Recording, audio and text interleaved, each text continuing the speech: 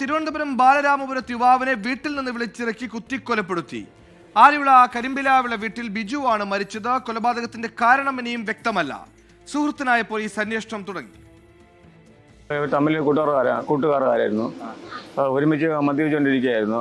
പച്ചിക്കടന്ന സ്ഥലത്ത്, വഴിമുക്ക് താഴെ ഇറങ്ങുന്ന പച്ചിക്കട സ്ഥലത്ത് മദ്യപിച്ചുകൊണ്ടിരിക്കുകയാണ്. അവിടെ വാക്കൊക്കെ തർക്കം ആയപ്പോൾ പുള്ളിക്കാർ ഒറ്റയ്ക്ക് അവിടെ നിന്ന് പിരിഞ്ഞു. പുള്ളിക്കാർ വീട്ടിൽ വരികയും ചെയ്തു. ഈ പുള്ളിയാണെങ്കിൽ മറ്റേ കുത്തിയ പയ്യനാണെങ്കിൽ ഒറ്റയ്ക്ക് വന്ന് വീട്ടിൽ നിന്ന് വിളിച്ചു വരുത്തി അവൻ്റെ വീട്ടിൽ നടലിട്ട് കഴുത്തിലും നെഞ്ചിലും വയറ്റിലോട്ട് കുത്തി. അപ്പോൾ വ്യക്തിപരമില്ല, തമ്മിൽ മദ്യത്തിൻ്റെ ലഹരിയിൽ എന്തോ വാക്കുതർക്കമായി. അങ്ങനെ സംഭവിച്ചാണെന്ന് അലക്സ മുഹമ്മദ് വിശദാംശങ്ങളുമായി ചേരുന്നു. അലക്സ, വീട്ടിൽ നിന്ന് വിളിച്ചിറക്കുന്നു, വെട്ടിക്കൊലപ്പെടുത്തുന്നു. എന്താണ് പ്രകോപനം? മദ്യലഹരിയിലായിരുന്നുവെന്നൊരു പ്രദേശവാസി പറയുന്നു. അത്തരത്തിൽ എന്തെങ്കിലും വിവരങ്ങൾ ലഭ്യമാണോ? വിശദാംശങ്ങൾ. സുഹൈല, വൈകുന്നേരം 6 മണിയോടെയാണ് ബാലരാമപുരം പ്രദേശത്തെ നടുക്കി ഈ ദാരുണ സംഭവം ഉണ്ടാകുന്നത്.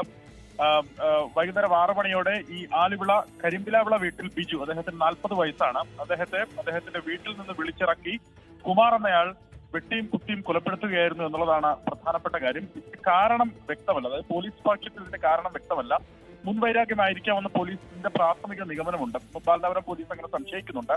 ഇതിൽ പക്ഷെ നാട്ടുകാർ പറയുന്നത് അങ്ങനെയല്ല. നാട്ടുകാർ പറയുന്നത് കൊല്ലപ്പെട്ട ബിജുവും ഈ പ്രതി കുമാറും സുഹൃത്തുക്കളായിരുന്നു എന്നാണ് നാട്ടുകാർ പറയുന്നത്. ബാലരാമപുരം വഴിമുക്ക് പച്ചിക്കോട് സ്വദേശിയാണ് ഈ ബിജുവിനെ വെട്ടിയും കുത്തിയും കൊലപ്പെടുത്തിയ സുഹൃത്തായ കുമാർ.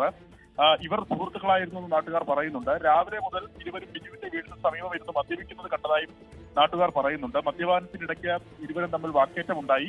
അതിനുശേഷം പിരിഞ്ഞു പോവുകയും ചെയ്തു. പിന്നാലെ വൈകുന്നേരം 6 മണിയോടെ കുമാർ ബിജുവിന്റെ വീട്ടിലെത്തി ബിജുവിനെ വിളിച്ചിറക്കി സമീപത്തെ ചാനലിന്റെ കരയിലേക്ക് എത്തിച്ച് അവിടെ കൊണ്ടുപോയി ആക്രമിക്കുകയായിരുന്നു. കയ്യിൽ കരുതിയിരുന്ന ആയുധം ഉപയോഗിച്ച് വെട്ടുകയും കുത്തുകയും ചെയ്തു എന്നാണ് നാട്ടുകാരുടെ ഭാഷ്യം.